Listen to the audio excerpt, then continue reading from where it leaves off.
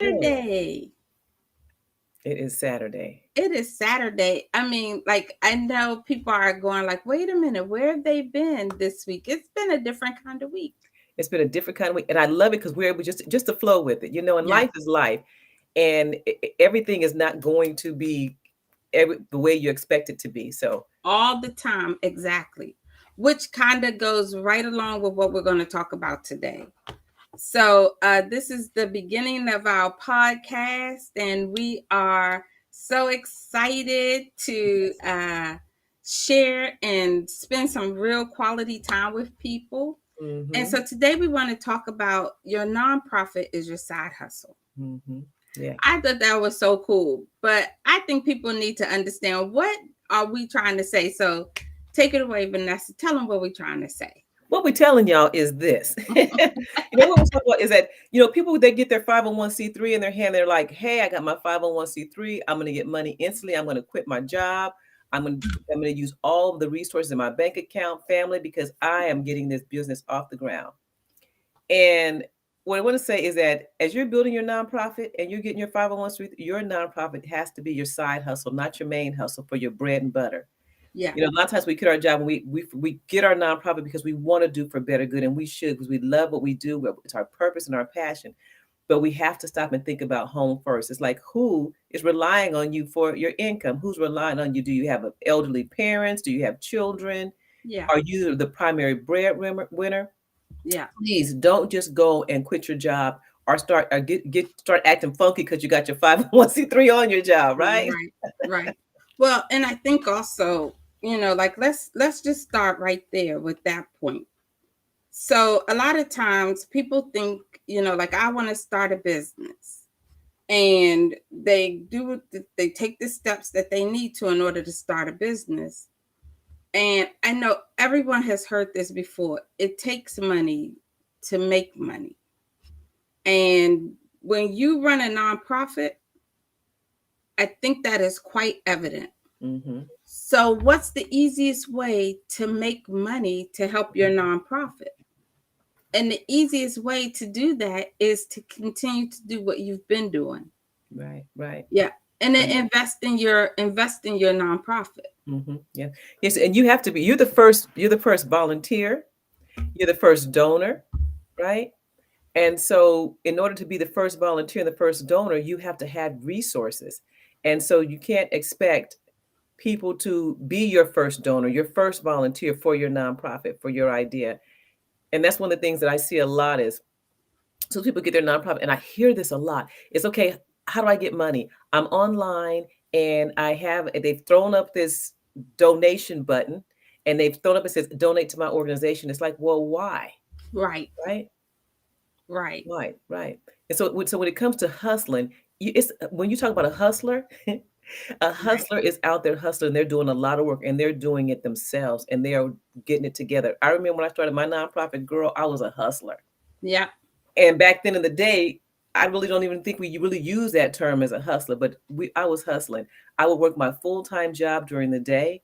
I had a son, I was raising my son, and at night I would sit up, and from like 10 o'clock to 2, 3, 4 o'clock in the morning, I would be working on my nonprofit, get a Yeah. few hours sleep, and then go back to my main job, right? Yeah. And even when I was working my main job, okay, I was doing a little hustling for my nonprofit during that time. It's like on my lunch break, I would set up meetings. Yeah. I knew that I could not quit my job until I was able to replace my income that I had. Right. Because otherwise, I personally would fail, and my nonprofit wasn't going to get off the ground. Right. So I think too that that's a good point that you made right there as well. We sometimes, I think, in this what we call this first world scenarios, instant gratification is, top of the list of things that we think we're entitled to. So we make a plan, we do our 501c3, and let's even talk about that for one quick second. And let me Mhm. just say, you do your 501c3, you really have done a lot of work, because Mhm. that's a big hurdle to get over. So Right. kudos to you who, to those of you who do your 501c3s and get your nonprofits like at least established. And I'm glad you said that. I am so glad you said that because I want to take a step back on for people when they're thinking about I want to start a nonprofit. I hear, how can the government or someone give me money so I can start my nonprofit? Yeah. And now there's so much to this, and this is going to be a little long because we're taking a step back. Let's start at the beginning of your side hustle. So you're thinking, you know what? Like every single business person said, you know what? I want to start a business. And some people are saying, I want to open up a store, I want a for-profit, I want to start a law firm, or I want to start a 501c3 or whatever. But we all start with, we have a passion, we have a purpose, and this is what we want to do. So there's no one really that's going to say to any business owner, oh, you want to do that? Well, let me pay for you to get your business license. Right. Oh, you really want to start a business? Well, let me pay for you. That is where the money, the first start of Right. your money comes from, is when you need to start your 501c3. You can't expect anyone to give you money for you to start your business because this is what you're doing. Right. Mhm. And so I run a virtual assistant business. And fortunately for me, a virtual assistant business is very low overhead. But guess what? I still have to pay for internet. I have to build a website. I have to get some, a few office supplies and those sorts of things, do some marketing. There's money that I have to spend, but Mhm. there's no one I can reach out to say, hey, can you give me, like a grant Right. for $5,000 to get my virtual assistant business started. So you're absolutely right. Mhm. Yes. There is what we call in doing business, there's something we call the cost of doing business. That's right. That's right. And getting your business started is the cost of doing business. That's right. That's right. So when you start to form that entity, when you go through all the steps to get your 501c3, that is you being the first donor. Now Yeah, you may want to go borrow some money from someone, but what I love the words you said, entitled. And right, some of us think, oh, I'm gonna start a nonprofit. I'm gonna help people, so I'm entitled for people to help me. It's like, no, this is right, something that you want to do. This is something that's you're birthing out of yourself. So you need to come up out of yourself, come up yourself. And you can do things like some people are like, I don't have any money to start a nonprofit. And then that's the thing, we talk about our side hustle. It's like you got to have 2 or 3 hustles, right? Because you have your family, your core that you have to take care of that you're already working for if you don't have this extra money. Then you say you want to start a nonprofit, which is your side hustle. Then you may have to have a side hustle to support your side hustle. And some of the things that I had to do for my side hustle to support my side hustle was I had to go out and sell candy. I got me some world's famous chocolate candy. I was selling that candy to get the money that I needed to get my baby started, right? yeah, So your nonprofit might not even be your first hustle, maybe your second side hustle. So you may need that first side hustle to get money for your if you really want to do this. yeah, This is not no business is really that's any going to do any good and legitimate any get rich quick scheme. no, I'm gonna get it done quick. And you may not even think of, oh, I'm gonna start my nonprofit as a scheme because most people don't think it's a scheme, but there's no business that you're just gonna automatically just wake up one morning and say, okay, look, I got my tax ID or I got my business license. Everybody give me money because what I'm doing is wonderful. right, Okay. right, Yeah. right. I love this conversation because I think sometimes we do, like even you and I, we get kind of caught up with the people who come to us with their great nonprofit ideas, and we're like, yes, let's make this happen.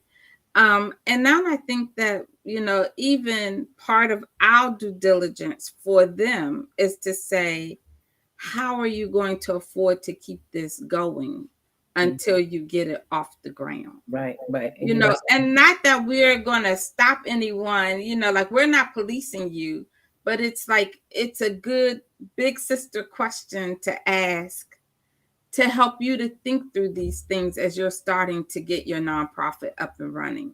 right. Yeah. And I don't hear a lot of people having these conversations, and that's why I like our this podcast, the nonprofit DIY. You're going to do it yourself. Yeah. We hear a lot of people saying, "Oh yeah, rah rah, start this nonprofit. It's going to be easy. You get this grant money, you can get this, you can get that." But what I love about how this for our podcast is set up is that we're going to be talking about real core things, what it really takes to start a nonprofit, what it takes to keep it going, I've had a nonprofit for over 35 years, since 1987. And what did it take to get it started? And what is it taking me today to keep it going after all these years?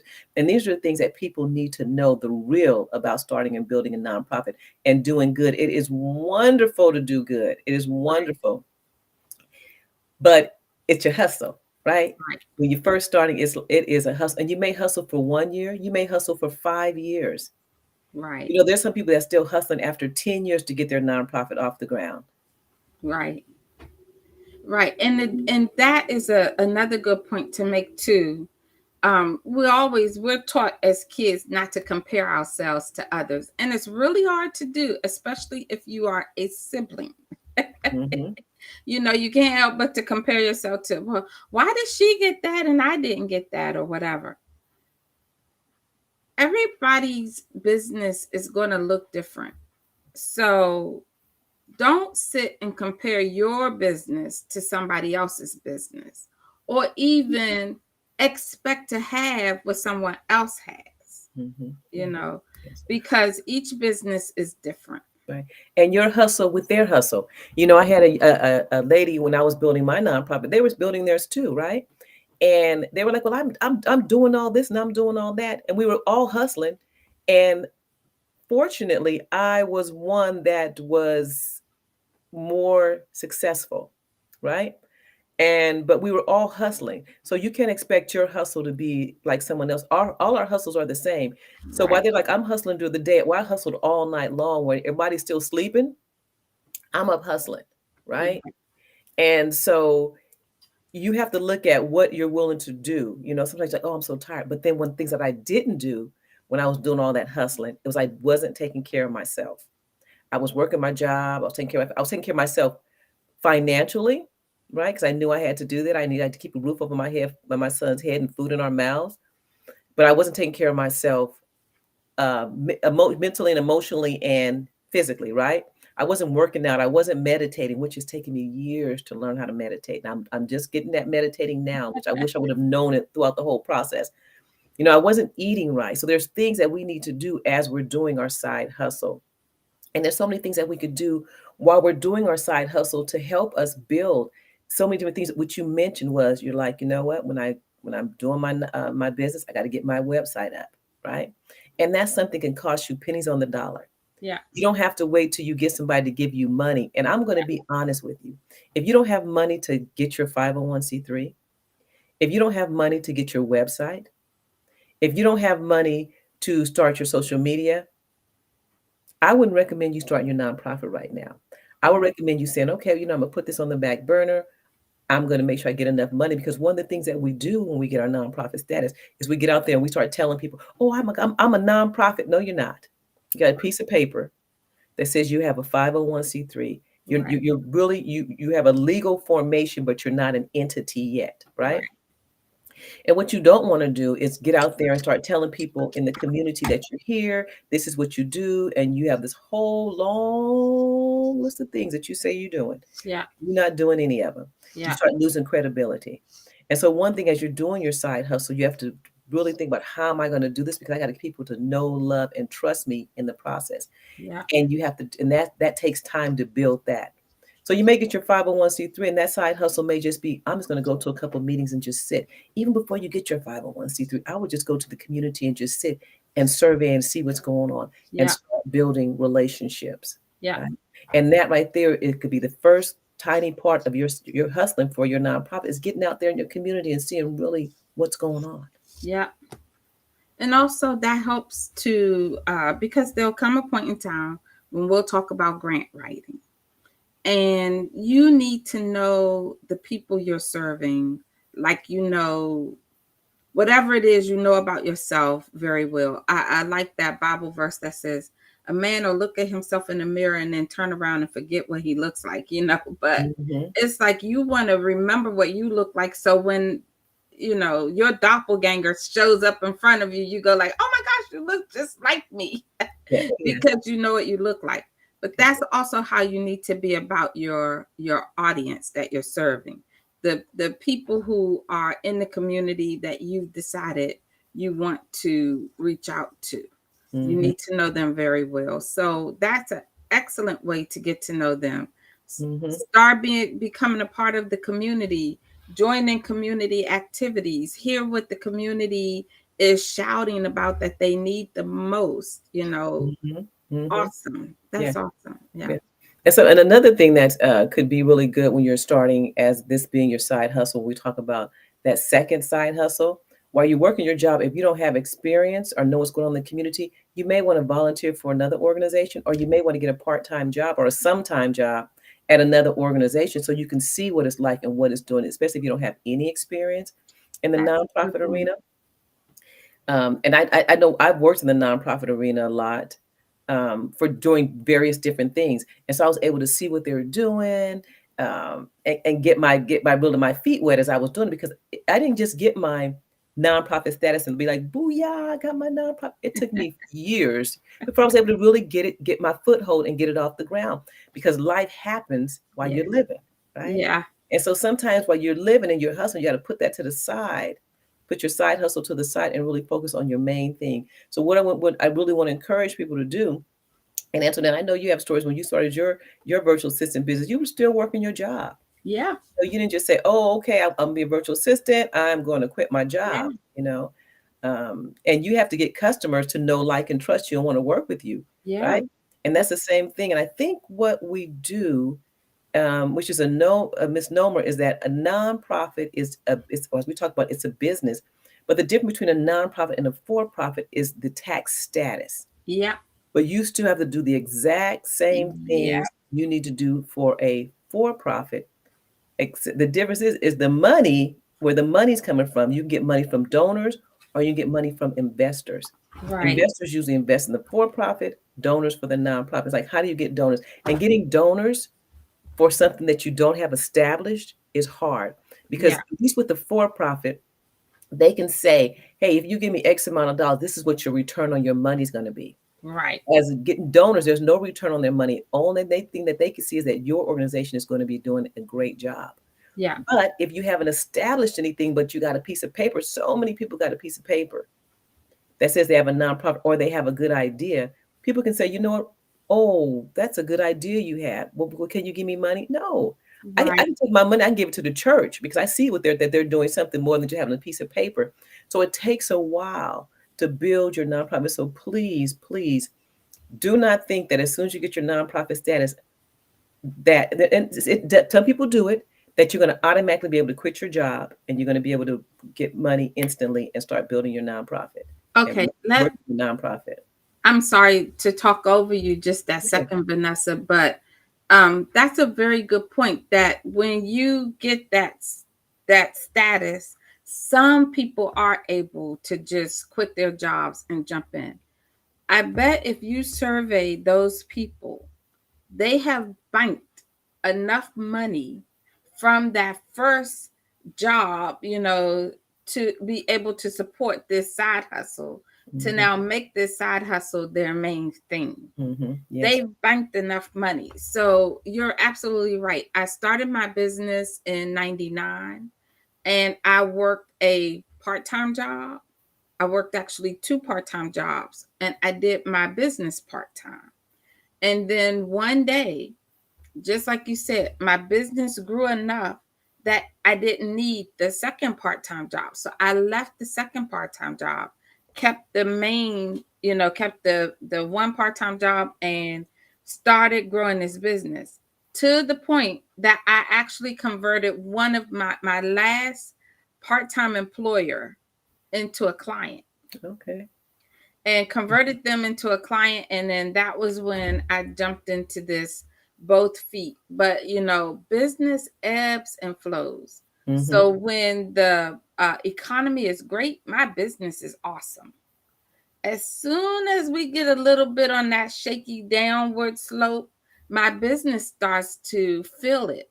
So I mean, this may be a little advanced for just the beginning side hustle conversation, but so how do you? And we'll talk about this in another podcast. But how do you now save, plan for when you are in the business and you put all your eggs in this basket? now we'll talk about that. Like, okay, now all your eggs are in the basket.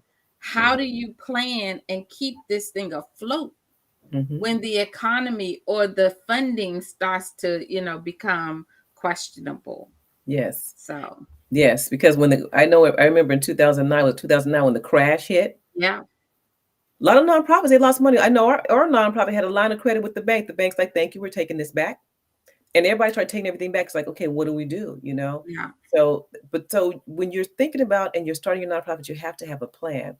And please don't let your plan be your savings. right. You know, don't deplete all your savings Yeah, on your nonprofit because it's like an investor. You're not going to get a return on your money, okay? Immediately. You're going to feel good, which is nice, but you don't want to be in the position as the people that you're trying to help. If you're helping homeless people, you don't want to be homeless, yeah, you know? So, and then you don't want it to put a strain on your relationships. So yeah, sometimes we're like, you know what, my husband's taking care of me. We got money. I'm going to use it to build your nonprofit. But sometimes it's honestly, sometimes when you first start your nonprofit, it's a money pit. And yeah, you're going to keep putting money in, and you're going to keep putting money, and you're going to keep putting money, and you may not see a return on your money. So some of the things that's really important and that we work on in the club is people say, how do I get donors? You have to cultivate donors. You have to make sure you have a product or a service that is appealing to a donor, just like an investor. The donor wants to know, prove to me that my money is going towards good, because there's 1.25 plus million organizations in the United States alone that right, I can possibly give to that's already doing good, that I can see my money. So it's going to right, take a little bit of time for you to build that know, like, and trust. And so p- being part of that hustle may just be like we talked about earlier, getting out there and getting people to know, like, and trust you and to hear about your organization. But don't just step out there asking them for money, because right, a nonprofit goal is more than just asking for money. right. Provide the service, and then the money will is going to come, you know. And then another thing, I know I could talk about this forever because I love nonprofits. I love the work. I this is my jam right here. Another thing that I would recommend, I know when I end up getting my first grant, I was working, and I was working a full-time job, and I learned how to write grants, and as on the side, well, not my job, on my side now. I was working for a nonprofit, and they were kind of nasty, especially when you have you're not working in whatever. Okay, they were really kind of thinking that I wasn't as competent, right?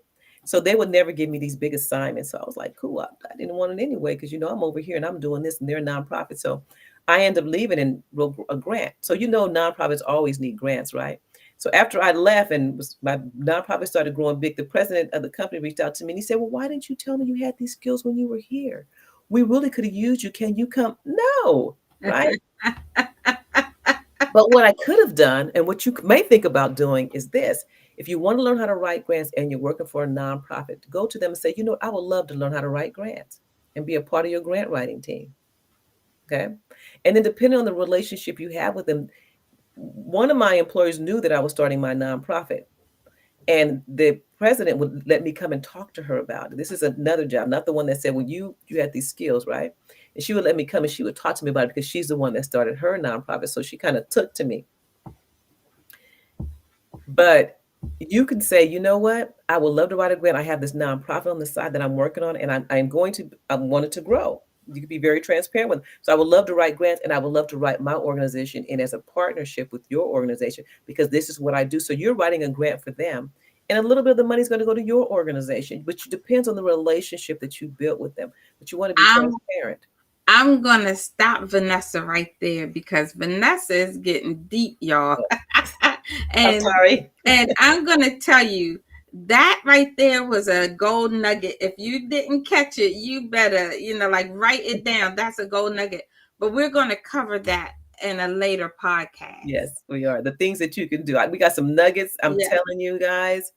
Got some nuggets that you all can take, but it takes time, and it And takes that know, like, and trust. yeah, and so I want to just kind of go back and wrap up what we're saying to you today. So this will kind of be like the cliff notes of our conversation for today. You're starting your nonprofit. there are hurdles you're going to have to jump over in order to start. Starting with your 501c3, setting up your website. Those are at the least the two things you must do when you start your nonprofit. The first advice we give you or suggestion we've made to you tonight is, if you don't have the funds to either do the 501c3 paperwork, you don't have the funds to do the website, we're recommending that you reconsider starting your nonprofit. If you decide to go forward, we are here for you. We support you 100%. This is not a do as I say do, and then we're here to help you. That's not who we are. So if you decide to start your nonprofit anyway, know that we have a nonprofit founders club, and Vannessa will put the link at the bottom of this video. The nonprofit founders club is there for you. It will help you to it will help you to I lost my train of thought. But anyway, it's there for you to help you answer questions, give you all the support that you need. The second thing that we're also suggesting to you is just to remember that starting a business does not guarantee you will be making money in that business right away. So we're telling you, hold on to your money making job while you build your nonprofit. So that's why we call it, make your nonprofit your side hustle.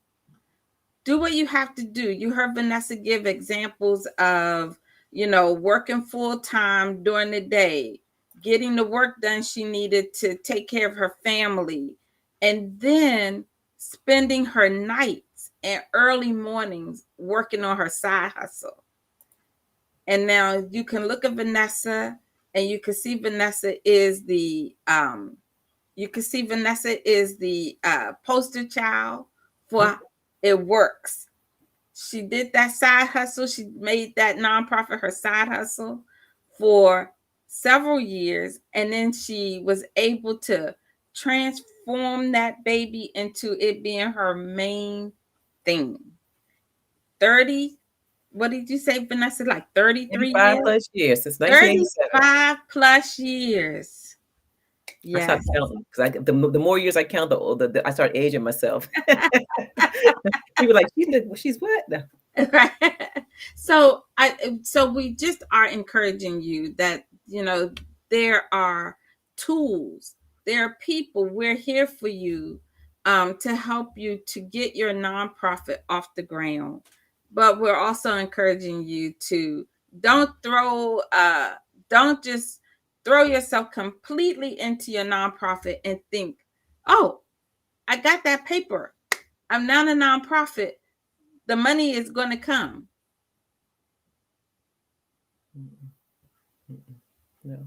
No. Yes.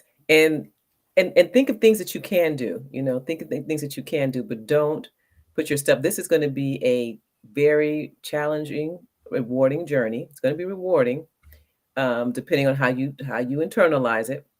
But it's going to be a journey you're going to be on. And so you don't want the journey to be stressful and add any more stress than necessary. So when you start spending your money, all your money, depleting your account, letting it affect your families, you don't want to do that, but you want to be able to hustle, baby. I'm telling you, it's a side hustle. It's a fun hustle. It's a side hustle. There's so much to do. There's so much to learn, and you can do it. Yes. And enjoy it along the way. I'm a hustler, baby. And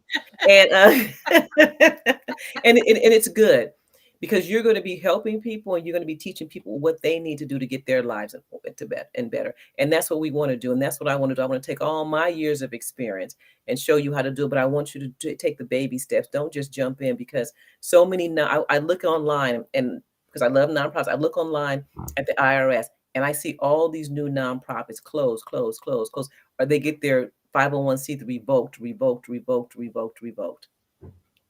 So what I want to suggest, I have so many suggestions for you, but this is one thing that I really want to suggest to you.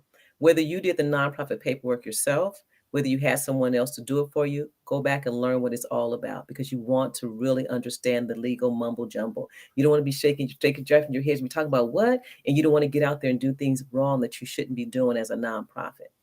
And when people ask you, you want to know what is all a nonprofit entails. Not just you got a free paper and people give you free donation. It's like, what is the legalities of the nonprofit? What is it that I can do? What is the true benefit of it? What's the benefit of it for me?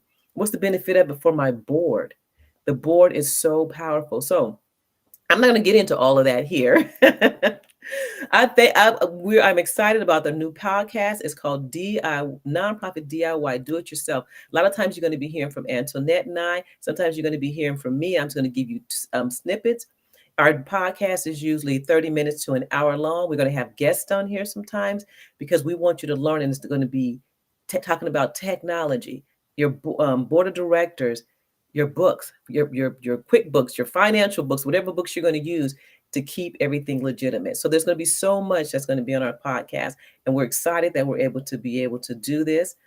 So we're growing. We're growing, and we want you to grow with us as we build our nonprofit DIY because you're going to be doing it yourself. Even when you're 35 plus years old in your nonprofit, there's still things that you are going to be doing it yourself. You're going to be like, forget it. You know how you hear people say, if you want it done, do it yourself. Yeah. You're still going to be doing it yourself. So don't think you're going to have people helping you, but you're still going to be doing a lot of it yourself. So don't think, a lot of people think, oh, I'm going to start my nonprofit and it's my last. A lot of people think, okay, but today, this is my last. A lot of people think, I'm going to start my nonprofit. I'm going to get all this money. I'm going to have all these people doing all this work for me, or I'm going to have the board doing it. And I'm not going to be doing nothing because it's going to be so big and I'll be making all this money.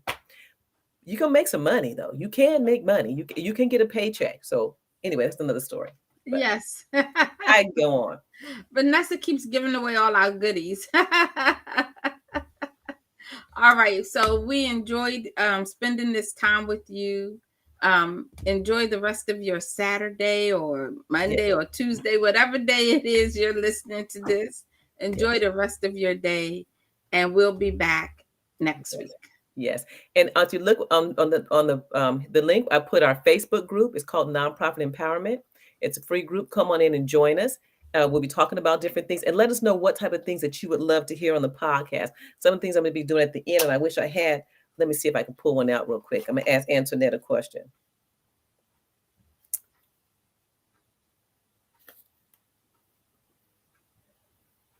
Okay. I have these cards. What is the last thing you took a picture of?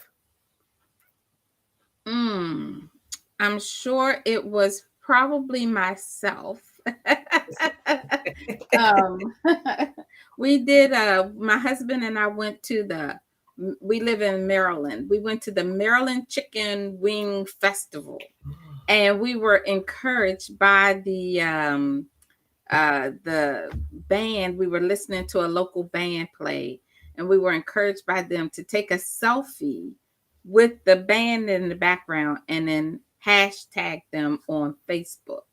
And so I'm a very compliant kid, and I did exactly that. So all right. That would have been the last thing I took a picture of. How about you, Vannessa? The last thing I took a picture was this morning. I have a huge dog she's just turned 10 months today and weighs way over 100 pounds. And so she jumped up on the bed with me. Then I have another one that weighs about 7 pounds, and she jumped up on the bed. And so the big one is laying on my lap and the little one is there next to me. And I'm sitting on the bed and I'm like, and they're both asleep. And I took a picture of that. Oh, that's a good Me and my fur babies. Yeah. Yes. Excellent. Well, share with us, what was the last thing you took a picture of? That would be fun to hear. Right. So go on over to the group, sign up to be a member of our nonprofit empowerment group where we empower you, and let us know what was the last thing you took a picture of. Yeah.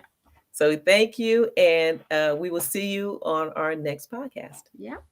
Or we'll see you in the club. That's right.